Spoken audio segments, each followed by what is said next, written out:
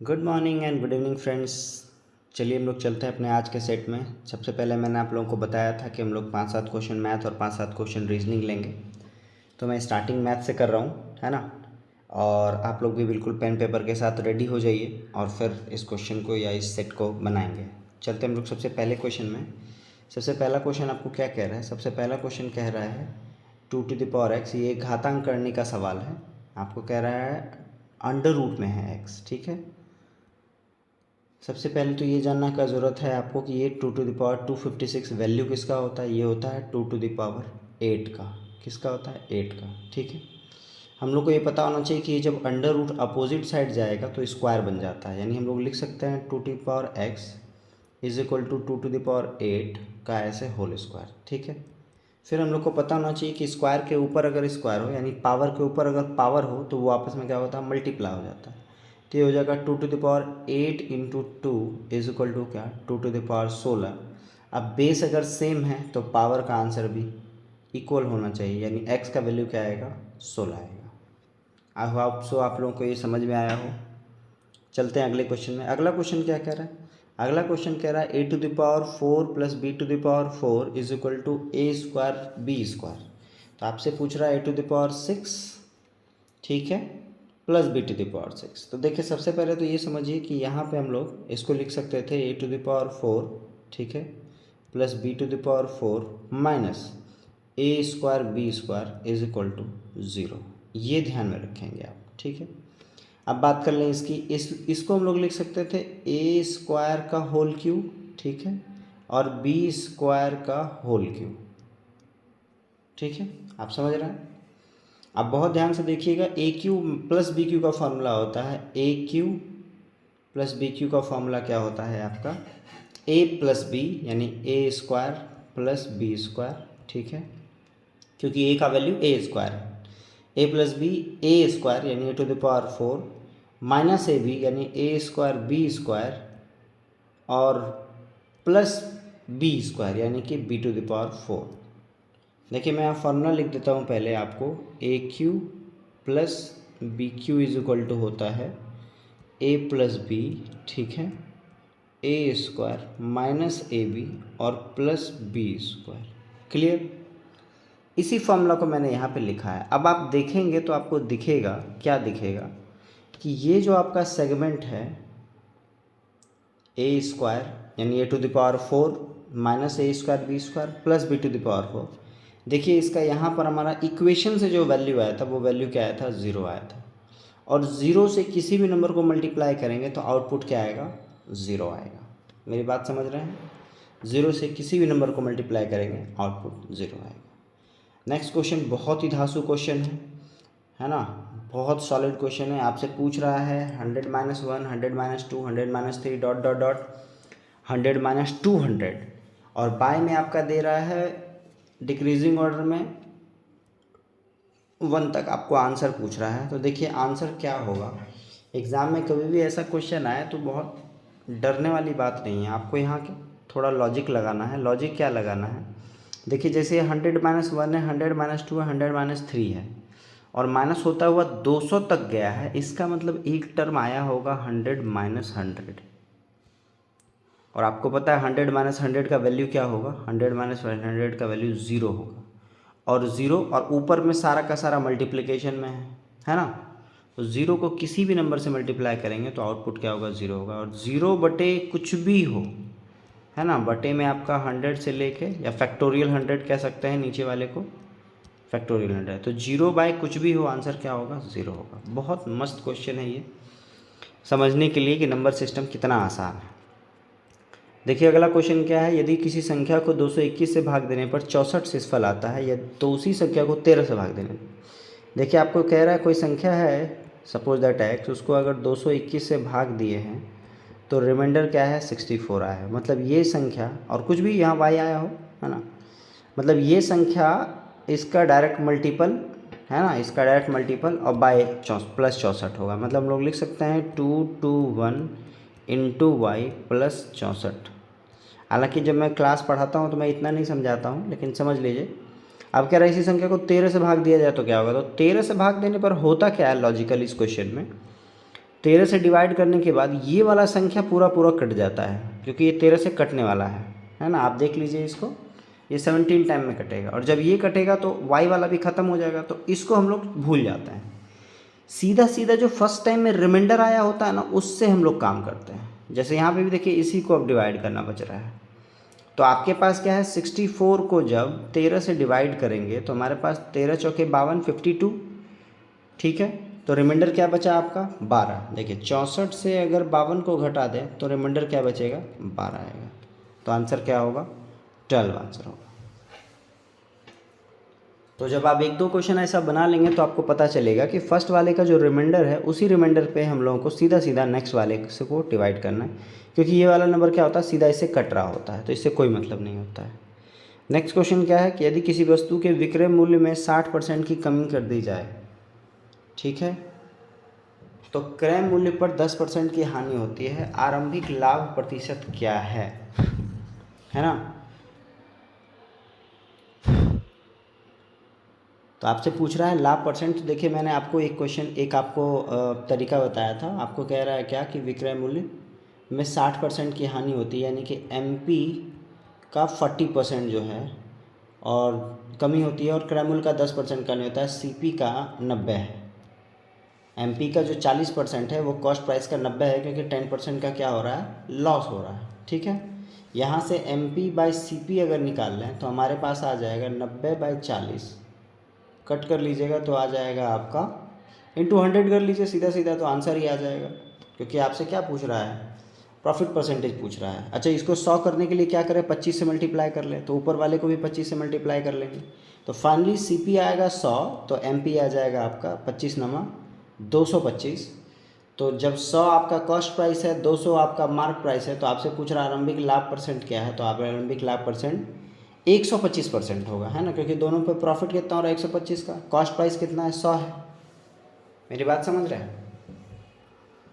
चलें आगे चलते हैं। नेक्स्ट क्वेश्चन में क्या कह रहा है, यदि किसी परीक्षा में एक विद्यार्थी को पास होने के लिए अधिकतम अंकों के 33% मार्क्स चाहिए थे, ठीक है, और उसे 125 अंक प्राप्त हुए, तो तब वह 40 मार्क्स से फेल हो गया। देखिए 125 मार्क्स लाया, और 40 मार्क्स से फेल होने का मतलब है कि 40 मार्क वो और लाता तो पास कर जाता, ठीक है। तो उसको कितना लाना था, उसको लाना था 125 और प्लस 40, यानी हो गया कितना, 165। और आपको कह रहा है जो 165 है ये क्या है, 33% है, यानी कि इज इक्वल टू 33%। अब देखिए कैलकुलेशन आपका है, तो आप कह सकते हैं 33 5 165 होता है ना। 1% बराबर क्या आ गया आपका, 5 आ गया, तो 100% बराबर क्या हो जाएगा, 500 हो जाएगा। तो आंसर क्या होगा, आंसर A नंबर होगा। क्लियर, चलें आगे। नेक्स्ट क्वेश्चन, यदि किसी आयताकार भूखंड की लंबाई में 5% की वृद्धि कर दी जाए और चौड़ाई में 10% की कमी कर दी जाए, तो इसके क्षेत्रफल में कितना % का कमी या वृद्धि होगी। तो देखिए सबसे पहले तो एरिया को हम 100 कंसिडर कर लेते हैं। आपको कह रहा है 5% का वृद्धि करना है, तो एक बार 5 बढ़ा देंगे तो आपका आ जाएगा 105। और फिर कह रहा है 10 घटा देना है, 10 घटा देना है, तो 10 घटेगा मतलब इसका 10%। याद रखिएगा किसी भी नंबर का 10% में पीछे से एक डिजिट के बाद हम लोग डेसिमल पुट कर देते हैं, यानी आ जाएगा 10.5। और इससे जब इसको घटाएंगे तो आंसर क्या आ जाएगा, 94.5 आ जाएगा। कितना आएगा, 94.5 आएगा। क्लियर।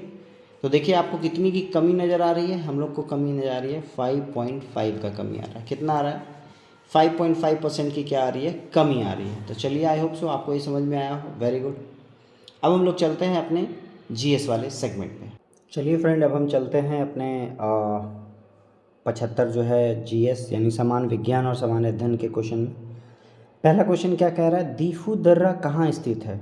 तो देखिए आप ऑप्शन के अकॉर्डिंग चलेंगे तो दीफू दर्रा कहाँ है, अरुणाचल प्रदेश में स्थित है। कहाँ है, अरुणाचल प्रदेश में। चलें आगे। नेक्स्ट क्वेश्चन क्या है आपका, भारत में सबसे लंबी बांध कौन सी है। तो देखिए भारत में सबसे लंबी बांध कौन सी है, हीराकुंड बांध है। कौन सा है, हीराकुंड बांध भारत की सबसे लंबी बांध है। अच्छा हीराकुंड है कहाँ, तो याद रखिएगा हीराकुंड बांध महानदी पे बनी हुई बांध है। कहाँ पे, महानदी पे। और महानदी जो है वो किस राज्य में है, तो महानदी उड़ीसा में है। कहाँ है, उड़ीसा में। चलें आगे। नेक्स्ट क्वेश्चन क्या है आपका, नेक्स्ट क्वेश्चन है, भारत की संसद में पहला लोकपाल विधेयक कब पारित किया गया, यानी कि कब लाया गया, है ना। पास तो नहीं हुआ था, पास तो हुआ बहुत लेट में, जब आपका केजरीवाल साहब और अन्ना हजारे मिलकर जब अनशन वगैरह कर रहे थे 2011-12 में, तो उसके बाद धीरे धीरे आते आते अब तो खैर लोकपाल का पूरा रूप ही बदल गया है। तो आपसे यही पूछ रहा है कि सबसे पहली बार जो है कब पेश हुआ था। तो ऑप्शन क्या क्या है आपके पास, 1975, 68, 72 और 65। तो आंसर क्या है, 1968 में पहली बार लोकपाल विधेयक पेश हुआ था। ठीक है, अब बात कर लें कि लोकपाल जो ये शब्द है ये किस देश से आया है। तो याद रखिएगा ये आपका ओम्बुड्समैन शब्द है। कहाँ का, स्वीडन का। स्वीडन में एक ओम्बुड्समैन है ना, ओम्बुड्समैन एक शब्द है, वहाँ से लिया गया है लोकपाल को। लोकपाल का जो संकल्पना है वो स्वीडन से लिया गया है।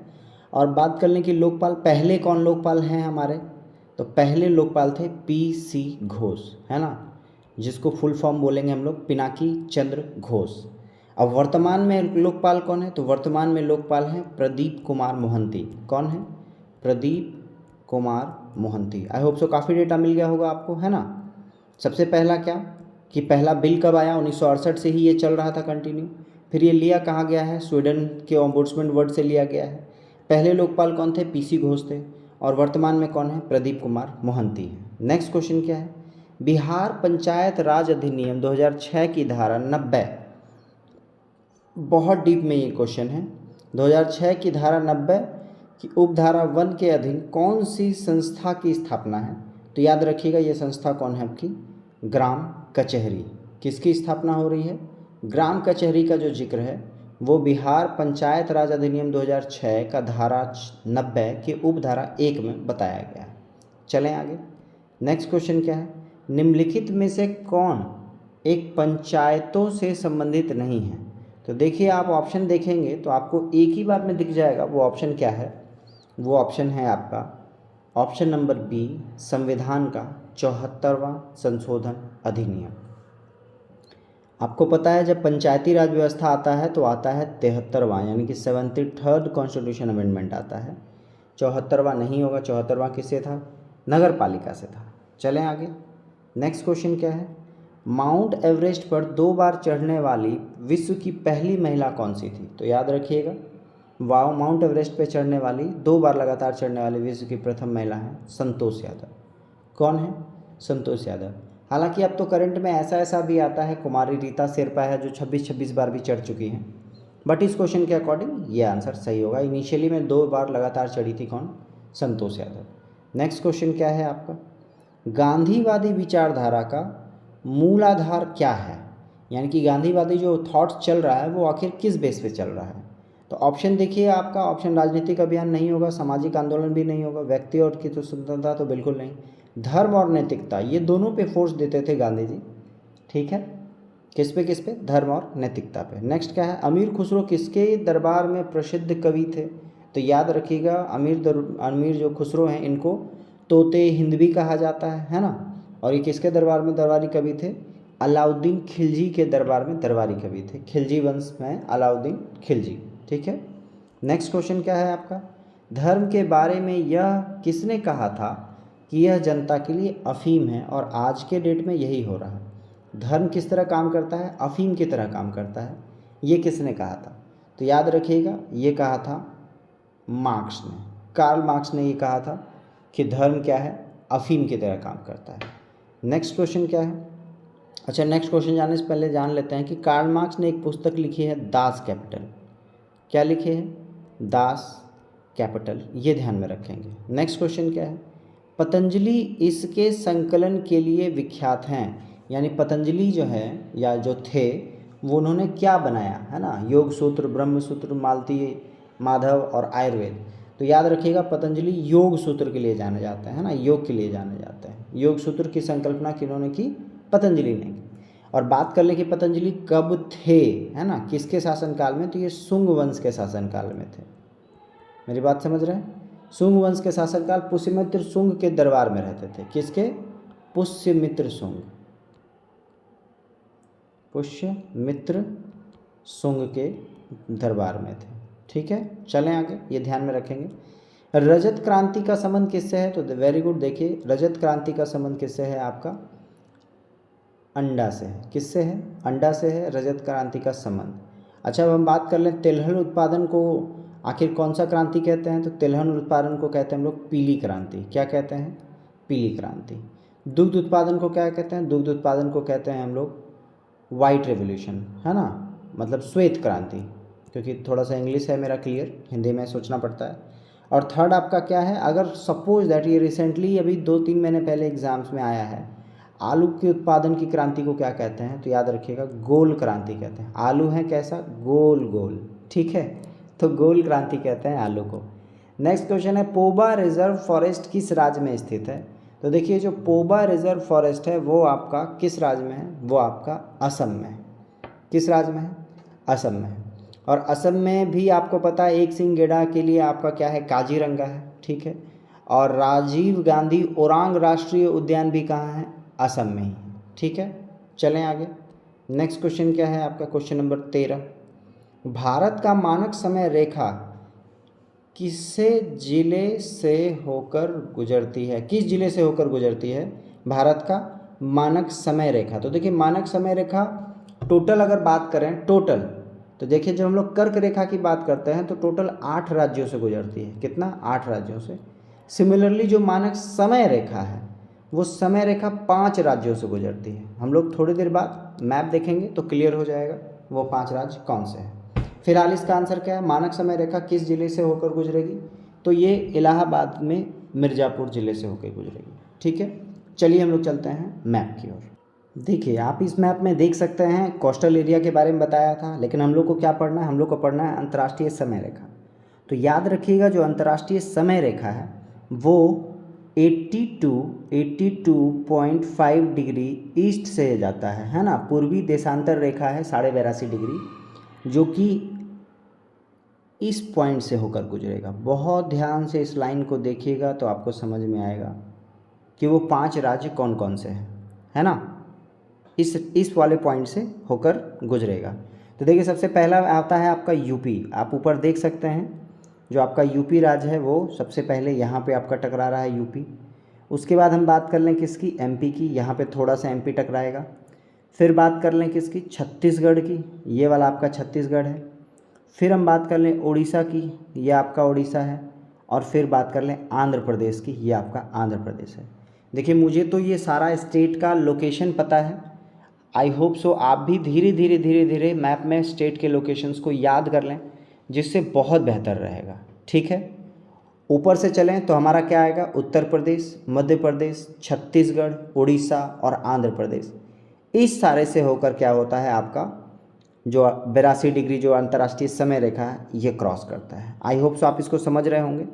ना यहाँ तमिलनाडु आ रहा है ना आपका ये तेलंगाना आ रहा है। बी क्लियर, ये 5 राज्यों से टच कर होकर जा रहा है। और जो मैंने लाइन खींची है वो भी काफ़ी स्ट्रेट लाइन खींची है। तो चलिए हम लोग चलते हैं। आंसर क्या होगा आपका? आंसर तो यूपी के मिर्ज़ापुर में आंसर रखिएगा। चलते हैं हम लोग अगले क्वेश्चन पे।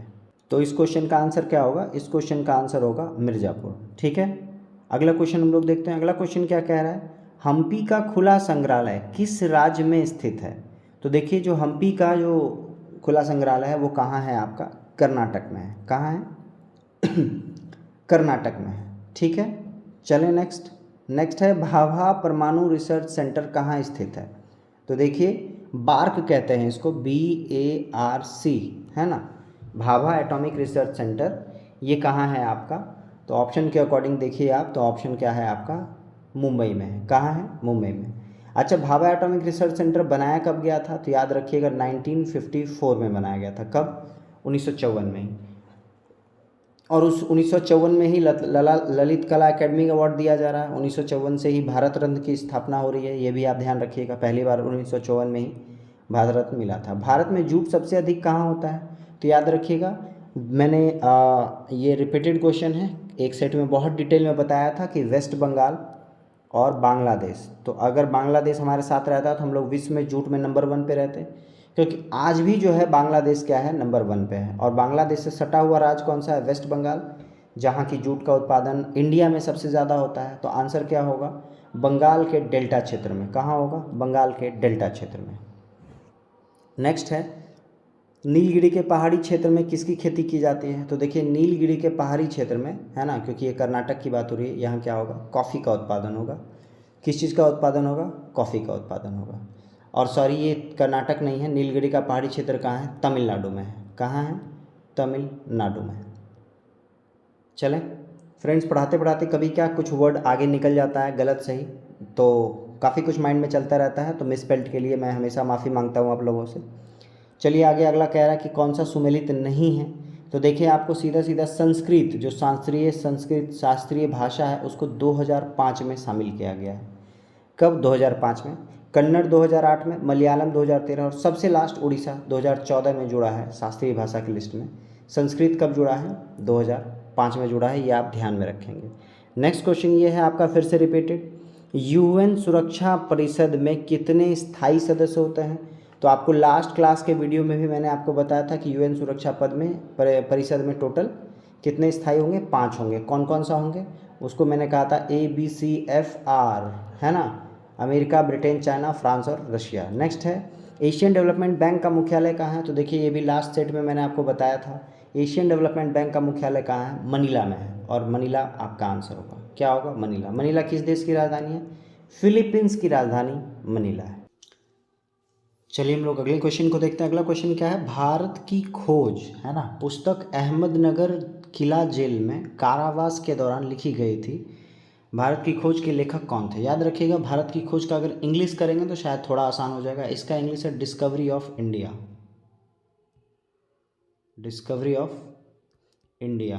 और अब शायद आप इस बुक के राइटर को समझ पाएंगे। ऑप्शन है स्वामी विवेकानंद, सुभाष चंद्र बोस, महात्मा गांधी, जवाहरलाल नेहरू। आंसर क्या होगा? वेरी गुड आंसर है आपका Jawaharlal Nehru discovery of India पुस्तक के लेखक हैं। अच्छा, सबसे बड़ी बात है, अभी तक तो हम लोग को पता नहीं था ये बुक लिखा कहाँ गया है। तो देखिए ये लिखा गया है अहमदनगर किला जेल में लिखा गया है। कहाँ लिखा गया है? अहमदनगर किला जेल में लिखा गया है। नेक्स्ट क्वेश्चन क्या है? राशियों की कुल संख्या, है ना, ज्योतिषी क्षेत्र में कितनी है? तो याद रखेंगे राशियों की कुल संख्या ज्योतिषी क्षेत्र में कितनी है? 12 है, 12 है ना। अच्छा, 12 के बारे में जान लेते हैं हम लोग को ये भी पता है कि पूरे ऑल ओवर साल में जो नंबर ऑफ मंथ्स है वो भी कितने हैं? 12 है ना। और जब बात कर लें वो नक्षत्रों की, नक्षत्र क्या होता है? तो नक्षत्र आपका हो गया 27। कितना हो गया? टोटल 27 नक्षत्र हैं। ये भी अगर आपसे ज्योतिष के बारे में राशि पूछ सकता है तो नक्षत्र भी पूछ सकता है, 27। नेक्स्ट का क्वेश्चन क्या है? कौन सा रिटायर्ड ICS अधिकारी, इंडियन सिविल सर्विसेज होता था उस समय, भारतीय राष्ट्रीय कांग्रेस के 1885 के गठन में शामिल रहा है, मतलब फॉर्मेशन में शामिल रहा है? तो यानी कि आपसे इस क्वेश्चन पूछ रहा है कि ICS अधिकारी कौन थे उस टाइम के जो फाउंडर थे। गठन में शामिल होने का मतलब which is who is the founder. तो आपसे फाउंडर आपसे पूछ रहा है, तो देखिए आप लोग को शायद इस क्वेश्चन का आंसर पता हो, Macaulay, Lord Irwin, Lord Simon और एओ ह्यूम। तो आंसर क्या होगा? एओ ह्यूम। चलें नेक्स्ट क्वेश्चन है, तमस उपन्यास के लेखक कौन थे? तो याद रखिएगा, ऑप्शन हम लोग देख लेते हैं। तमस उपन्यास के लेखक कौन है? भीष्म साहनी, बलराज साहनी, अमृता प्रीतम और प्रेमचंद। तो आंसर क्या होगा? आंसर होगा आपके भीष्म साहनी जो है वो तमस उपन्यास के लेखक हैं। ठीक है। प्रेमचंद की बात करें तो मोस्ट इंपॉर्टेंट जो सबसे लास्ट में आता है उनका गोदान, वो हम लोग को याद रखना है। गोदान किसके द्वारा लिखा हुआ है? प्रेमचंद का लिखा हुआ है। और फिलहाल तमस किसका लिखा हुआ? भीष्म साहनी का लिखा है। नेक्स्ट क्वेश्चन है, भारतीय आज़ादी के समय इंग्लैंड के PM कौन थे? तो देखिए हम लोग दो जिक्र कर लेते हैं, एक भारत छोड़ो आंदोलन और एक भारत की आज़ादी के समय। भारत छोड़ो आंदोलन के टाइम में जो विंस्टन चर्चिल, जिन्होंने 1931 में जो द्वितीय गोलमेज सम्मेलन था, गांधी जी को अर्धनग्न फकीर कहा था। तो 1942 में तो PM ये थे, और ये थे किसके? लिबरल पार्टी के। फिर बाद में क्या, क्लेमेंट एटली जो लेबर पार्टी के वहाँ के PM बने, तो वो फाइनली आज़ादी के समय यानी कि 1947 के समय में इंग्लैंड के PM थे। कौन? Clement Attlee. Answer number C। Next question की बात कर लें, क्वेश्चन नंबर 26 क्या कह रहा है? महात्मा गांधी और बाबा साहब अम्बेडकर के बीच में पूना संधि कब हुई थी? तो देखिए पूना संधि हुआ था 1932 में। कब हुआ था? 1932 में हुआ था। चलें, पूना पैक्ट जिसको कहते हैं हम लोग। सिंह का संरक्षण होता है, यानी कि सिंह यानी कि लायर यानी शेर का संरक्षण कहाँ होगा? तो शेर का संरक्षण होगा गिर नेशनल पार्क में। अच्छा, गिर नेशनल पार्क है कहाँ? तो याद रखिएगा गिर नेशनल पार्क आपका है गुजरात में। कहाँ है? गुजरात में। और ये गिर नेशनल पार्क शेरों के संरक्षण के लिए ही प्रसिद्ध है। चलें आगे। नेक्स्ट है आपका क्या, प्रसिद्ध पेंटर राजा रवि वर्मा किस रियासत से जुड़े थे। तो देखिए राजा रवि वर्मा से रिलेटेड अभी तक हम लोगों ने 2-3 क्वेश्चन रिपीटेड वे में पढ़ा था, है ना। तो अभी आपसे पूछ रहा है क्या कि ये किस विरासत से रिलेटेड थे। तो याद रखिएगा ये कौन सा विरासत था, त्रावणकोर का विरासत था। ठीक है, त्रावणकोर रियासत से ये जुड़े हुए थे। कौन, राजा रवि वर्मा। चलें, इनका फेमस अगर पेंटिंग की बात कर लें तो इनका फेमस पेंटिंग किसके किससे रिलेटेड है, तो दुष्यंत को प्रेम पत्र लिखती शकुंतला से है ना। जो चित्र आपने बनाया था वो दुष्यंत और शकुंतला की एक कहानी है, उसको लेकर इन्होंने जो पेंटिंग बनाया था उनके बाद ये काफ़ी फेमस हो गए थे। नेक्स्ट ये है आपका, बिहार में बहने वाली नदियों में किनका उद्गम अमरकंटक से है।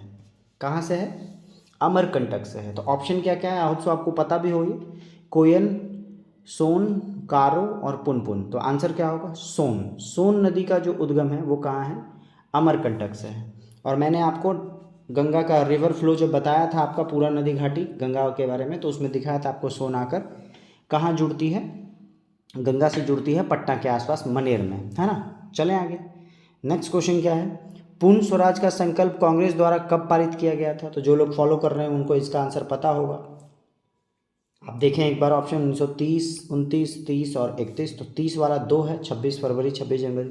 हालांकि ये गलत है, आंसर होगा 31 दिसंबर 1929। 1929 के लाहौर सेशन में ही जवाहरलाल नेहरू ने पूर्ण स्वराज की मांग रखी थी। ठीक है, नेक्स्ट क्वेश्चन ये कि मार्को पोलो डैश के मध्य 1292 से 1294 के मध्य डैश से भारत आया था, मतलब किस देश से भारत आया था वो आपसे पूछ रहा है। तो आंसर क्या होगा, आंसर आप ऑप्शन देखेंगे, ब्रिस्टल, पेरिस, लिस्बन और वेनिस। तो आंसर है वेनिस। मार्को पोलो कहाँ का यात्री था, सीधा सीधा समझिए, मार्को पोलो वेनिस का यात्री था। ठीक है, तीर्थ यात्री कह लीजिए या यात्री के लिए सीधा सीधा। और बेसिकली रिलेटेड कहाँ से था, ये इटली से रिलेटेड था। चलें आगे। नेक्स्ट क्वेश्चन क्या है, भारत के संविधान के अनुच्छेद 243 ख यानी कि बी के अधीन कौन स्वशासी संस्थान की स्थापना है। ये तो आंसर आसान हो गया आपका, ऑप्शन दे रहा है पंचायत, विधानसभा, नगर पालिका, विधान परिषद। तो आंसर होगा क्या, पंचायत। हम लोग को पता है 243 ओ तक याद रखिएगा, पंचायत है। कहाँ तक, ओ तक। चलें, नेक्स्ट क्वेश्चन क्या है आपका, नेक्स्ट क्वेश्चन है, सिरपुर में किस राजवंश के शासनकाल में रानी वास्टा ने ईंटों से एक मंदिर का निर्माण कराया था। बहुत क्रिटिकल क्वेश्चन है, लेकिन याद रखिएगा आपको 50 में से कम 15 से 20 क्वेश्चन इसी लेवल का रहेगा, तो लेवल ऑलमोस्ट मेंटेन रखिए आप। तो ये कौन सी वंश की थी, आपसे सीधा सीधा पूछ रहा है कि रानी जो वास्टा हैं वो किस वंश से रिलेटेड थी, है ना, किस वंश से रिलेटेड थी। तो वो थी आपकी पांडु वंश से रिलेटेड थी। किससे, पांडु वंश से रिलेटेड थी कौन, रानी वास्टा। नेक्स्ट क्वेश्चन है आपका, प्रसिद्ध तवांग मठ निम्नलिखित में से किस राज्य में स्थित है। तो देखिए जो तवांग मठ है ये है बौद्ध धर्म से रिलेटेड। किससे है, बौद्ध धर्म से रिलेटेड है। और ये किस राज्य में है, ये है आपका अरुणाचल प्रदेश में। किस राज्य में है, अरुणाचल प्रदेश में। ठीक है, और भारत का बौद्ध मठ में सबसे बड़ा मठ तवांग मठ है। ठीक है, नेक्स्ट क्वेश्चन है आपका, प्राथमिक विपणन समिति किस कार्य को नहीं करती है। विपणन का मतलब कॉमर्स हो जाता है। तो विपणन समिति किस कार्य को नहीं करती है। तो देखिए ऑप्शन पहला है उपज की बिक्री करना, यातायात की सुविधा, समर्थन मूल्य का निर्धारण, ये नहीं करती है। ठीक है, एमएसपी का जो निर्धारण है वो कृषि लागत व मूल्य आयोग करता है। ठीक है, प्राथमिक विपणन कमेटी नहीं करती है। तो अगर कोई आप चीज़ बहुत अच्छे से जान रहे हैं तो भी ऑप्शन से डिकोड हो जाता है। नेक्स्ट क्वेश्चन क्या है आपका, मशहूर नाइक जूते और कपड़े भारत सहित अनेक देशों में पहने जाते हैं, शब्द नाइक का क्या अर्थ है। तो याद रखिएगा नाइक जो है वो एक यूएसए बेस्ड कंपनी है ना, अमेरिका बेस्ड कंपनी है। और नाइक का अर्थ है आपका विजय की यूनानी देवी। क्या है नाइक का मतलब, विजय की यूनानी देवी। और बात कर लें कि नाइक का स्लोगन क्या है, नाइक का स्लोगन है जस्ट डू इट। क्या है, जस्ट डू इट। टैगलाइन भी कह सकते हैं आप इसको। अगला क्वेश्चन कह रहा है निम्नलिखित में से कौन सुमेलित नहीं है। तो याद रखिएगा राज्यसभा का सभापति सही है, लोकसभा का स्पीकर ये भी सही है, विधान परिषद का सभापति ये भी सही है, विधानसभा का स्पीकर नहीं होता है। याद रखिएगा जो स्पीकर शब्द है ये सिर्फ लोकसभा अध्यक्ष के लिए बना हुआ है, तो विधानसभा स्पीकर ये क्या है आपका गलत है। विधानसभा के भी सभापति को सभापति ही कहते हैं। नेक्स्ट क्वेश्चन क्या है, राज्यसभा के लिए राष्ट्रपति के द्वारा कितने सदस्य मनोनीत किए जाते हैं। तो वेरी गुड, ये क्वेश्चन का आंसर आप लोगों को कमेंट बॉक्स में मुझे देना है। 10, 12, 15 और 18, मैं सिर्फ 17। मैं सिर्फ ये बता सकता हूँ कि इसका जिक्र बेसिकली आपके आर्टिकल 80 में है। राज्यसभा का जिक्र किस में है, आर्टिकल 80 में है। ठीक है, चलें आगे। नेक्स्ट क्वेश्चन है क्वेश्चन नंबर 39। क्या कह रहा है, डोल उत्सव या डोल जात्रा त्यौहार किस राज्य में मनाया जाता है। तो देखिए ये बहुत करंट स्टैटिक करंट का पार्ट है। डोल जात्रा जो उत्सव है वो कहाँ मनाया जाता है, पश्चिम बंगाल में मनाया जाता है। कहाँ मनाया जाता है, वेस्ट बंगाल में मनाया जाता है। चलें आगे। नेक्स्ट क्वेश्चन क्या है आपका, वर्ष 2022 का साहित्य अकादमी से हिंदी भाषा के लिए किसे नामित किया गया है। साहित्य अकादमी पुरस्कार 2022 का हिंदी भाषा के लिए किसे नामित किया गया है। तो आंसर क्या है आपका, आंसर है बद्री नारायण को। किसको, बद्री नारायण को 2022 का साहित्य अकादमी पुरस्कार से सम्मानित किया गया है। चलें आगे। नेक्स्ट क्वेश्चन है आपका, हाल ही चर्चा में रहे पुस्तक विक्ट्री सिटी किसके द्वारा लिखा गया है। तो ऑप्शंस क्या क्या है आपका, सलमान रश्दी है, रस्किन बॉन्ड है, चेतन भगत है और आर गिरिधरन है। तो आंसर क्या होगा, विक्ट्री सिटी लिखा हुआ है सलमान रश्दी द्वारा। ठीक है, कौन सा, विक्ट्री सिटी किसका लिखा हुआ है, सलमान रश्दी द्वारा। चलें आगे। नेक्स्ट क्वेश्चन क्या है आपका, भारत के शतरंज खिलाड़ियों की अगस्त 2023 में जारी रैंकिंग में 3 दशक से अधिक समय तक भारत के शीर्ष पर रहने वाले विश्वनाथन आनंद को पीछे छोड़कर कौन भारतीय शतरंज खिलाड़ी आगे निकल गया। One of the most important question current का है। ये कौन है, ये हैं आपके डी गुकेश। कौन है, डी गुकेश। आपने काफ़ी इनका नाम भी सुना होगा इससे पहले। इन्होंने क्या किया, 3 दशक से जो फर्स्ट रैंक पे चल रहे थे विश्वनाथन आनंद, उनको क्या किया, पीछे कर दिया। चलें आगे और फर्स्ट रैंक पे आ गए। नेक्स्ट है 12 से 19 सितंबर 2023 में ब्राज़ील के रियो डी जेनेरियो में आयोजित ISSF यानी कि ये शूटिंग की बात कर रहा है, विश्व कप टूर्नामेंट में भारत के किस खिलाड़ी ने स्वर्ण पदक जीता है। तो देखिए ये भी एकदम लेटेस्ट अपडेटेड क्वेश्चन है। 12 से 19 सितंबर, तो आंसर कौन होगा, आंसर है इलावेनिल वलारिवान। क्या नाम है इनका, इलावेनिल वलारिवान। इन्होंने क्या किया है, स्वर्ण पदक जीता है। कहाँ हो रहा है, ब्राज़ील के रियो डी जेनेरियो में हो रहा है। ठीक है, चलें। नेक्स्ट क्वेश्चन है, प्रिंटिंग प्रेस तकनीक के आविष्कारक कौन है। तो देखिए जिन्होंने 4th क्लास में रटा होगा, है ना, विद्यासागर बुक आता था पहले, लूसेंट अभी है ना, बचपन में हम लोग को याद है विद्यासागर बुक आता था, उसमें रटते थे हम लोग। प्रिंटिंग प्रेस के आविष्कारक कौन है, तो इसके आविष्कारक है गुटनबर्ग। कौन है, गुटनबर्ग प्रिंटिंग प्रेस के आविष्कारक कहे जाते हैं। और ये जो प्रिंटिंग प्रेस का आविष्कार हुआ है, ये लगभग कब हुआ है, 1490 ईस्वी के आसपास ही हुआ है। चलते हैं हम लोग अगले क्वेश्चन में। अगला क्वेश्चन कह रहा है, जनवरी 2023 में भारत की अध्यक्षता में G20 का स्वास्थ्य कार्य समूह। देखिए यहाँ पर G20 के फाइनल मीटिंग होने से पहले G20 का काफ़ी सारा अलग अलग टॉपिक पे लेके भारत में अलग अलग शहरों में बैठकें हुई हैं। तो आपसे पूछ रहा है स्वास्थ्य का कहाँ हुआ है, तो याद रखिएगा स्वास्थ्य का हुआ है तिरुवनंतपुरम, जो कहाँ है, केरल में है। ठीक है, तो याद रखिएगा जब हम लोग फिजिकल हेल्थ की बात करते हैं, नेचुरोपैथी का, तो हम लोग कहाँ जाना पसंद करते हैं, केरल जाना पसंद करते हैं, साउथ की ओर। चलें, अच्छा इसके अलावा और 1-2 हम लोग जान लें। तो याद रखिएगा मुंबई में है आपका ट्रेड, व्यापार से रिलेशन आपका क्या हो गया, मुंबई हो गया। व्यापार और विनिवेश के लिए मुंबई में मीटिंग हुई थी। ठीक है, फिर हम एजुकेशन की बात कर लें कि एजुकेशन कहाँ हुआ, तो याद रखिएगा एजुकेशन हुआ है चेन्नई में। कहाँ हुआ है, चेन्नई में जो है वो एजुकेशन से रिलेटेड हुआ। तो 3 मैंने आपको बताया, स्वास्थ्य का बताया तिरुवनंतपुरम केरल, मुंबई में बताया ट्रेड एंड कॉमर्स, और एजुकेशन कहाँ हुआ है, चेन्नई में हुआ है। ये आप ध्यान रखेंगे। चलें आगे। नेक्स्ट क्या है आपका, निम्नलिखित पुस्तकों में विमेलित विकल्प को चुनें, यानी कि जो मिल नहीं रहा है वो चुनना है। ठीक है, तो देखिए आपका लाइफ डिवाइन पुस्तक अरविंद घोष का लिखा हुआ है, सही है। गीता रहस्य बाल गंगाधर तिलक लिखे हैं, सही है। India and communism Bhimrao Ambedkar का, सही है। ये जो विदर इंडिया है ये आपका रविन्द्रनाथ टैगोर नहीं लिखे हैं, ये लिखे हैं JL नेहरू, जवाहरलाल नेहरू द्वारा लिखा हुआ बुक है ये विदर इंडिया। ठीक है, तो आंसर ये होगा जो मेल नहीं खा रहा है। नेक्स्ट क्वेश्चन है, बिहार में 1857 की क्रांति के नेता कुंवर सिंह का देहांत कब हुआ। तो देखिए कुंवर सिंह का देहांत कब का मतलब मैं आपको बता दूं, ये तो डेट आपसे पूछ रहा है, लेकिन याद रखिएगा जिसमें उनकी मृत्यु हुई वो 80 वर्ष के थे। कितने वर्ष के थे? 80 वर्ष के थे। अब हम लोग ऑप्शन देख लें। 1958 में मृत्यु हुई है, तो ये तो 62 और 57 खत्म हो गया। ये आ गया आपका 26 अप्रैल। 26 अप्रैल 1958 को उनकी मृत्यु हुई और उस समय लगभग वो 80 साल के थे। कौन? कुंवर सिंह। नेक्स्ट है आपका, राजकुमार शुक्ल किस गांव के निवासी थे? तो सबसे पहले आता है कि राजकुमार शुक्ल हैं कौन, क्यों इनकी चर्चा हो रही है, ये आपको समझना है। तो जो बीपीएससी दे रहे होंगे, याद रखिएगा, बीपीएससी का मोस्ट इंपॉर्टेंट क्वेश्चन है। जो आपने चंपारण सत्याग्रह पढ़ा होगा, चंपारण सत्याग्रह में गांधी जी को, एम.के. गांधी को बुलाने वाले यही हैं राजकुमार शुक्ल। और अब आप समझ रहे होंगे इनका इम्पोर्टेंस। ठीक है, चंपारण सत्याग्रह में 3 कठिया जो प्रणाली थी उससे रिलेटेड जो गांधी जी का पहला सत्याग्रह था, आप ऐसा भी कह सकते हैं, उनमें गांधी जी को इनविटेशन किन्होंने दिया था? राजकुमार शुक्ल ने दिया था। और अब बात कर लेते हैं इनका जो गांव है वो कहाँ है? वो है मुरली भरहवा गांव। कहाँ है? मुरली भरहवा गांव से ये रिलेटेड है। नेक्स्ट क्वेश्चन है, सदाकत आश्रम की स्थापना हेतु लगभग 20 एकड़ जमीन किसने दान में दी थी? तो याद रखिएगा ये कौन थे? ये थे खैरू मियाँ। कौन थे?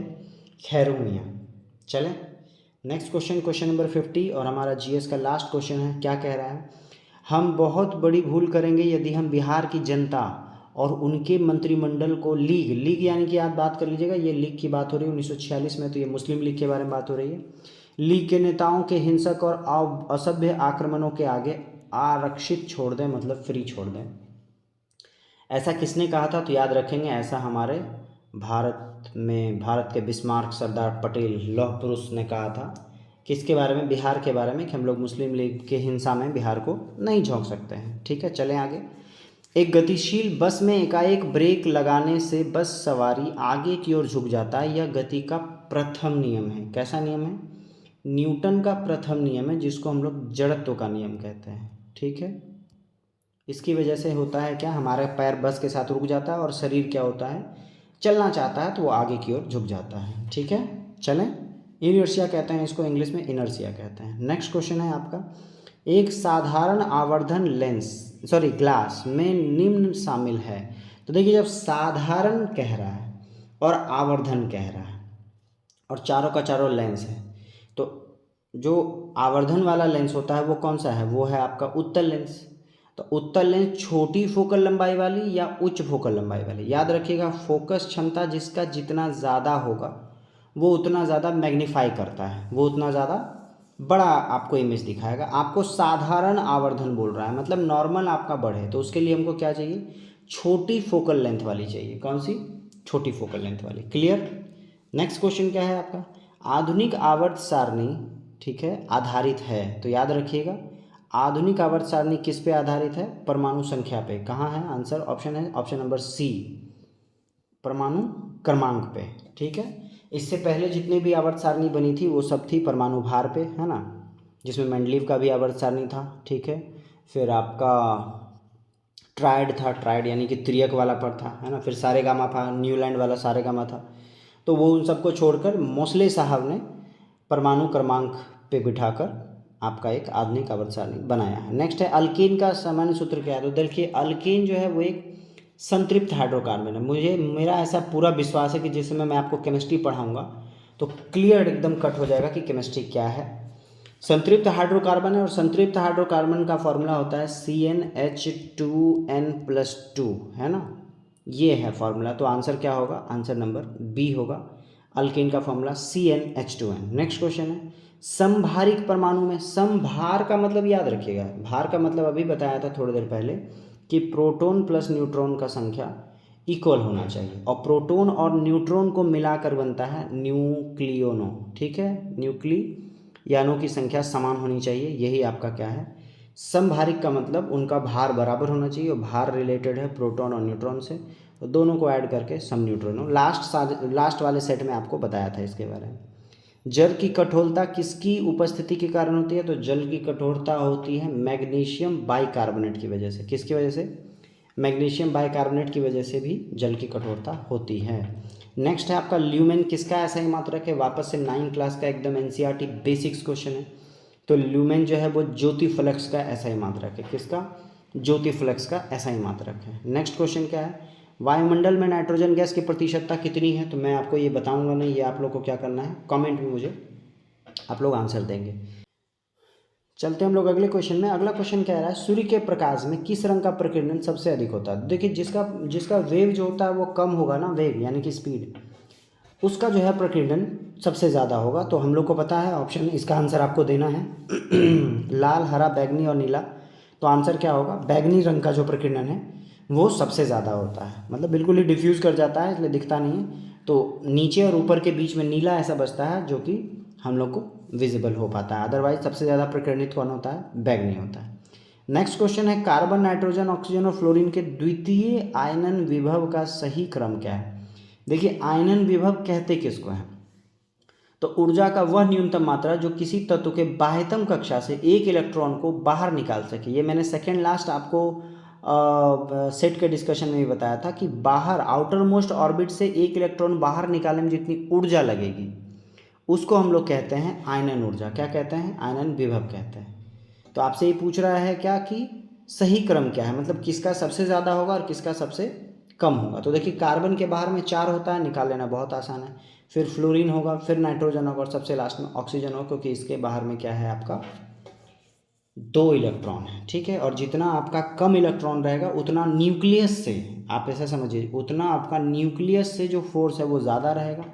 और यही वाला एक क्वेश्चन आया था जिसमें मैंने बताया था कि अक्रिय अगर गैस है, मतलब जिसके बाहर में ऑक्टेव पूरा हो चुका है, उसको निकालना सबसे ज़्यादा टफ है, तो उसका आयनन विभव सबसे ज़्यादा होगा, ठीक है। चलें आगे। किस विटामिन को थायमिन के नाम से भी जानते हैं। तो देखिए आई होप सो इस क्वेश्चन का आंसर भी आप लोग को आ जाना चाहिए। आंसर क्या है आपका, आंसर है B1, ठीक है। विटामिन B1 को हम लोग थायमिन के नाम से जानते हैं। अब बात कर लेते हैं विटामिन ए को क्या कहते हैं। विटामिन ए को कहते हैं रेटिनॉल। क्या कहते हैं, रेटिनॉल कहते हैं विटामिन ए को। विटामिन B2 को क्या कहते हैं, विटामिन बी को राइबोफ्लोविन कहते हैं। क्या कहते हैं, राइबोफ्लोविन कहते हैं, ठीक है। B3 को क्या कहते हैं, B3 को नियासिन कहते हैं। न होगा यहाँ पे नियासिन, ठीक है, नियासिन कहते हैं। तो इस तरह से है। तो आपको ध्यान में रखना है क्या, आपसे पूछा थायमिन का क्या नाम है, तो थायमिन बोलते हैं विटामिन B1 को। चलें आगे। नेक्स्ट क्वेश्चन क्या है, नेक्स्ट क्वेश्चन है आपका क्वेश्चन नंबर 62। आरएनए का मुख्य कार्य क्या है। तो देखिए आरएनए का फुल फॉर्म होता है राइबो न्यूक्लिक एसिड। क्या है, राइबोज न्यूक्लिक एसिड। और इसका मुख्य कार्य है आपका प्रोटीन संश्लेषण में सहायक होना। क्या है, प्रोटीन संश्लेषण में सहायक होना। नेक्स्ट क्वेश्चन क्या है आपका, एल्युमिनियम सल्फेट का प्रयोग किया जाता है। तो याद रखिएगा एल्युमिनियम सल्फेट का प्रयोग कपड़े की छपाई, मतलब कपड़े के ऊपर छपाई करने में भी और आग बुझाने में भी, तो क्या होगा, उपयुक्त दोनों होगा। एल्युमिनियम सल्फेट का उपयोग प्रिंटिंग में भी होता है कपड़ों के ऊपर और आग बुझाने में भी होता है, तो आंसर क्या होगा, उपयुक्त दोनों होगा। नेक्स्ट क्वेश्चन क्या है, निम्नलिखित में से कौन सी संयोजन अभिक्रिया है। देखिए कॉम्बिनेशन अभिक्रिया पूछ रहा है। कॉम्बिनेशन का मतलब 2 लोग जुड़ के एक बनेगा। तो देखिए ये तो आपका वियोजन है, अलग हो रहा है। ये आपका संयोजन हो रहा है, 2 मिलके एक बन रहा है। ये भी क्या है आपका, ये भी आपका संयोजन है ना, 4+O2 जुड़ रहा है। और ये आपका अलग अलग है तो अलग अलग ही है। तो यानी आंसर क्या होगा, सेकंड और थर्ड कहाँ है आपका, C नंबर में। संयोजन अभिक्रिया का मतलब जब 2 आपका कंपाउंड जुड़ के कोई एक ही बन जा रहा है। चलते हम लोग अगले क्वेश्चन में। अगला क्वेश्चन क्या है, किसी तत्व की परमाणु द्रव्यमान संख्या 35 है, ठीक है, तथा इलेक्ट्रॉन 18 है, तो उसमें प्रोटॉन की संख्या क्या होगी। देखिए इसमें काफ़ी लोग कंफ्यूज कर जाएंगे। 35 है तो सोचेंगे 18 और 17 है, और आंसर क्या होगा, गलत होगा। याद रखिएगा किसी भी जो इलेक्ट्रॉन, किसी भी नाभिक में जो टोटल ऊर्जा होती है वो क्या होती है, न्यूट्रल होती है। अगर 18 इलेक्ट्रॉन है तो प्रोटॉन भी 18 ही होगा। इसका इस मास से कोई मतलब नहीं, क्योंकि मास यानी कि द्रव्यमान जो है वो आपका प्रोटॉन प्लस न्यूट्रॉन से मिलके बनता है। इलेक्ट्रॉन का उसमें कोई योगदान नहीं। आपसे पूछ रहा है 18 इलेक्ट्रॉन है तो प्रोटॉन कितना होगा, 18 ही होगा। ध्यान में रखेंगे, काफ़ी गलती होने का चांसेस है इसमें आपका एग्जामिनेशन में। नेक्स्ट क्वेश्चन क्या है, आमों का पीला रंग किसकी उपस्थिति के कारण होता है। तो देखिए दूध का पीला रंग भी कैरोटीन की उपस्थिति के कारण होता है। आम का पीला रंग भी क्या होगा, कैरोटीन की उपस्थिति के ही कारण होगा, ठीक है। चलें आगे। नेक्स्ट क्वेश्चन है, एक बर्तन लंबे समय तक नम हवा के संपर्क में रहता है। यह एक हल्की हरी कोटिंग प्राप्त करता है। बर्तन किससे बना है, मतलब ऐसा कौन सा बर्तन है जो हवा में रह के ग्रीन कलर का कोटिंग दे पाता है। तो देखिए हम लोग घर में ये चीज़ देख सकते हैं पूजा पाठ का समय में, जब आप तांबे का बर्तन निकालेंगे तो वहाँ पर उस पर आपको क्या दिखेगा, हल्का हल्का ग्रीन कोटिंग काई की तरह दिखेगा जमा हुआ। तो आंसर क्या होगा, तांबा। तांबा को हम लोग क्या कहते हैं, कॉपर कहते हैं, Cu, ठीक है, कॉपर तांबा। चलें इस पे आपका हरा कोटिंग हवा के संपर्क में आके हो जाता है, याद रखेंगे। नेक्स्ट है दांतों के डॉक्टर द्वारा परीक्षण में दांत पर प्रकाश संकेंद्रित करने के लिए किस किस्म का दर्पण का उपयोग होता है। देखिए ये इस वाले दर्पण का यूज होगा, है ना। इससे क्या होगा, लाइट आकर एक जगह फोकस पे आती है। तो याद रखिएगा इस दर्पण को क्या कहते हैं, अवतल दर्पण कहते हैं। क्या कहेंगे, अवतल दर्पण कहेंगे। नेक्स्ट क्वेश्चन क्या है, एक वृक्ष के पारिस्थितिकी तंत्र में संख्या का पिरामिड क्या होगा। तो याद रखिएगा वृक्ष की संख्या पारिस्थितिकी तंत्र में क्या होगा, सीधा होगा। सीधा इन द सेंस की स्ट्रेट, ठीक है। चलें आगे। नेक्स्ट क्वेश्चन क्या है आपका, एक निश्चित क्षेत्र में प्राथमिक उत्पादों की संख्या सर्वाधिक होगी। तो देखिए आपको पूछ रहा है कि किस क्षेत्र में प्राथमिक उत्पाद मतलब पेड़ पौधों की संख्या सबसे ज़्यादा जो है वो कहाँ होगी। तो याद रखिएगा आंसर क्या है, तालाब के पारिस्थितिकी तंत्र में।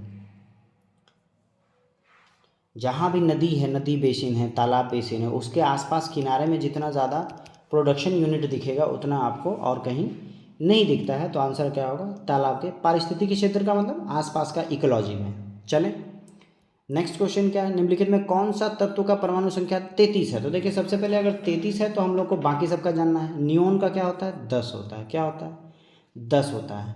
बेरियम का क्या होता है, 56 होता है। कितना, 56। आयोडीन का 53 होता है। तो लास्ट क्या रह गया, आर्सेनिक। आर्सेनिक का क्या है, 33 है। यही आपका आंसर होगा, क्या होगा, आर्सेनिक। नेक्स्ट क्वेश्चन है, HIV का जीन होता है। तो याद रखिएगा HIV जो होता है वो सिंगल स्ट्रैंडेड होता है। सिंगल स्ट्रैंडेड का मतलब इस तरह से आपस में फंसा हुआ रहता है, इसको डबल स्ट्रैंडेड बोले।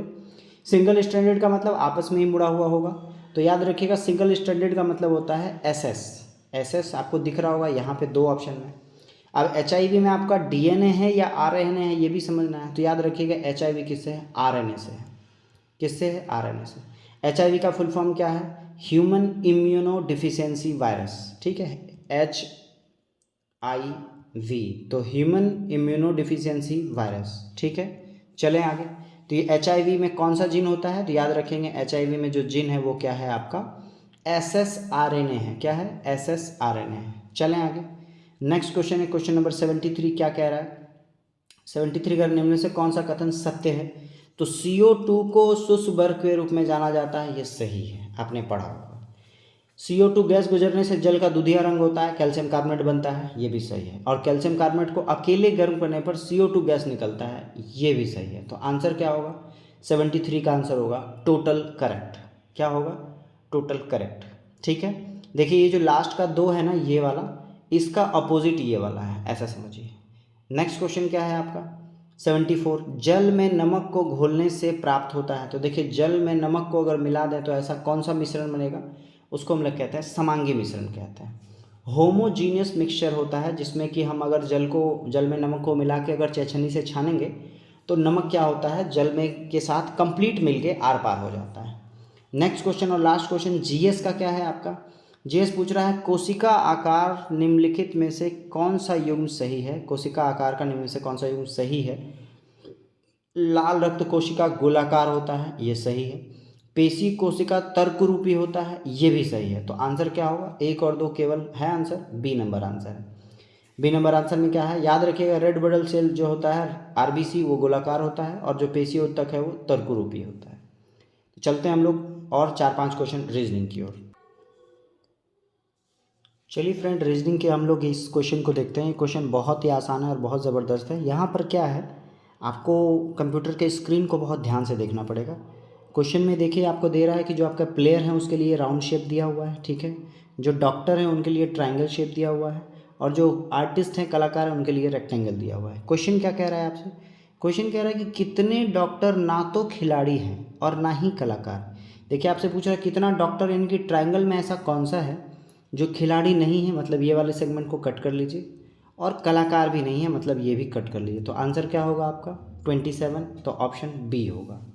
आई होप सो आप समझ गए मेथड क्या है ना। इस तरह का रीजनिंग का क्वेश्चन आता है और बहुत इजी होता है, तो इसमें कोई प्रॉब्लम नहीं है। नेक्स्ट क्या कह रहा है, कितने खिलाड़ी ना तो कलाकार हैं और ना ही डॉक्टर है। अगेन पूछ रहा है कितना ऐसा खिलाड़ी है, यानी इस सर्कल की बात कर रहा है, जो ना तो कलाकार है, मतलब ये खत्म हो गया आपका, और ना ही डॉक्टर है, मतलब ट्रायंगल का ये भी खत्म हो गया। तो आंसर क्या होगा, आंसर होगा 25। मेरी बात समझे। क्वेश्चन इसी तरह का क्वेश्चन होता है जिसमें आपको स्क्रीन टू स्क्रीन सॉल्व करना है। यहाँ आपको पेन लगाने की ज़रूरत बिल्कुल भी नहीं। कह रहा है कितने कलाकार खिलाड़ी हैं। देखिए आपसे पूछ रहा है कितने कलाकार खिलाड़ी हैं। तो देखिए हम लोग देख लेते हैं कितने कलाकार खिलाड़ी हैं। कौन सा है कलाकार, ये आपका कलाकार है, और ये कौन सा है खिलाड़ी है। ये देखिए दोनों का दोनों आपका आ गया, कलाकार भी है और खिलाड़ी भी है।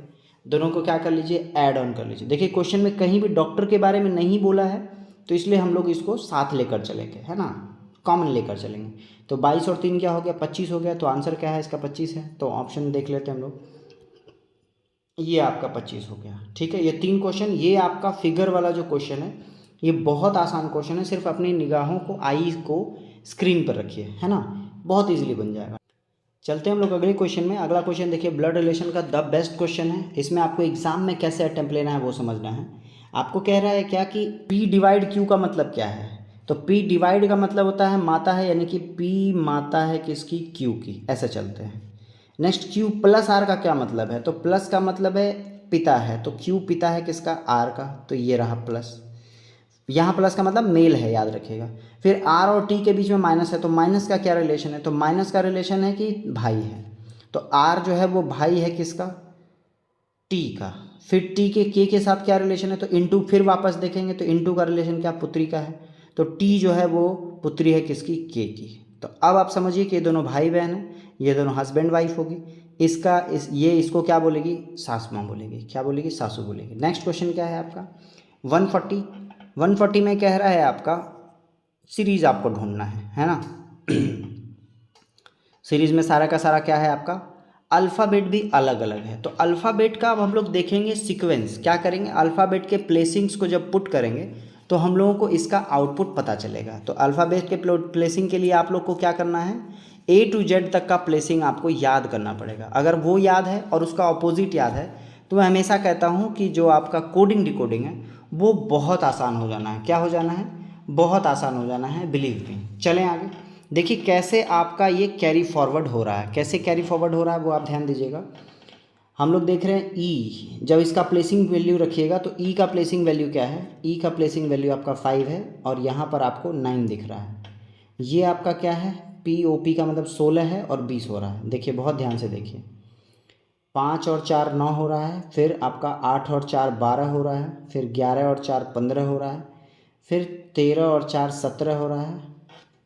बहुत ध्यान से देखिए आप, सॉरी 14 4 18 हो रहा है, R का वैल्यू 18 है, और 17 और 4 21 हो रहा है। बहुत ध्यान से देखेंगे तो ये पैटर्न +4 का कैरी कर रहा है। ठीक है, नेक्स्ट हम लोग देखते हैं इन दोनों के बीच में कि क्या ये भी 4 कर रहा है, क्योंकि हमने P और T को देखा तो P आपका 16 है और T 20 है। आई होप सो ये भी 4 का ही फॉलो कर रहा होगा। तो अब देखिए इसका रिलेशन किससे होगा, इससे होगा। मेरी बात समझ रहे हैं, एक गैप करके हम लोग चल रहे हैं, तो बीच वाला का रिलेशन इससे होगा, यानी कि यहाँ से -4 कर लीजिए। -4 करेंगे तो E 5 है, -4 किया तो A पहला नंबर, फिर H क्या है 8 है, फिर -4 करेंगे 4, यानी कि D आ जाएगा। ऑप्शन में AD कहीं नज़र आ रहा है, बिल्कुल आ रहा है, आंसर नंबर B होगा। तो एग्ज़ाम में आपको सिमिलर दिखना है। जैसे मैंने क्वेश्चन देखा, तो मैं भी फर्स्ट टाइम बना रहा हूँ क्वेश्चन, तो मैंने देखा P और T आसपास नज़र आ रहा है और E और I आसपास नज़र आ रहा है, तो मैंने इसका पेयर बनाया और देखिए मैं सक्सेस रहा। नेक्स्ट क्वेश्चन क्या है आपका, अगेन कोडिंग डिकोडिंग। आपको कह रहा है CFLEIK, मतलब इसमें पूछ रहा है आपको अगला क्या होगा। तो याद रखिएगा, हम लोग देख रहे हैं C के बाद DEFGHIJK, तो K वाला आंसर होगा, तो 3 K है। F के बाद GHI, फिर JKL MNOPQR होगा, तो देखिए पहला और दूसरा दिख रहा है। L के बाद बात करें तो देखिए माइनस में जा रहा है, IJKL है ना, तो I से पहले क्या होगा, I से पहले होगा H, है ना। ABCD में H जो होता है वो I से पहले होता है, तो आपका मतलब ये एक निगेटिव जा रहा है, तो I से पहले कौन सा आएगा, H आएगा, तो आंसर क्या होगा, A होगा। नेक्स्ट क्वेश्चन क्या है, अंग्रेजी वर्णमाला को विपरीत क्रम में लिखा जाए तो बाएं से 15वें अक्षर के दाएं 7वां अक्षर कौन सा होगा। माइंड ब्लोइंग क्वेश्चन है। देखिए अंग्रेजी वर्णमाला को विपरीत क्रम में लिखेंगे तो हम लोग लिखेंगे ऐसे Z Y X W U V, इस तरह से। ठीक है, ये आपका है, पहला हो गया हमारा। इसका कह रहा है बाएं से 15वां लेटर, तो देखिए बाएं से 15वां लेटर का मतलब होगा आगे से 12वां। याद रखिएगा टोटल 26 था, दोनों का जब हम अपोजिट का सम जोड़ते थे तो 27 होता था। तो 12वें नंबर पे हमारा क्या आता है, 12वें नंबर पे हमारा आता है एल आता है। ठीक है, ये यहाँ तक हो गया।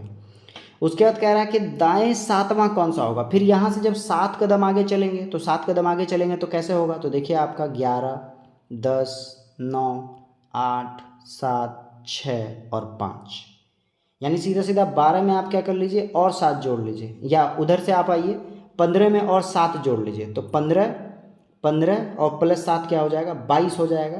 तो जब बात हम लोग जेड और एक्स और डब्ल्यू से स्टार्ट कर रहे थे, जेड वाई एक्स डब्ल्यू से, तो हम लोग ए तक आ रहे थे। तो आपसे इधर से यहाँ बायां जाना है, कितना, 22वां नंबर जाना है।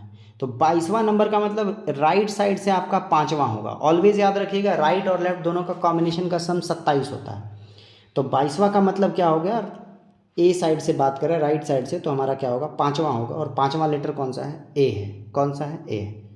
तो आई होप सो ये पूरा कंप्लीट पैकेज आपको अच्छा लगा हो, जिसमें 5-7 हम लोग रीजनिंग ले रहे हैं, 5-7 मैथ ले रहे हैं और पूरा का पूरा सामान्य अध्ययन और सामान्य विज्ञान ले रहे हैं। All of you, thank you, all the best.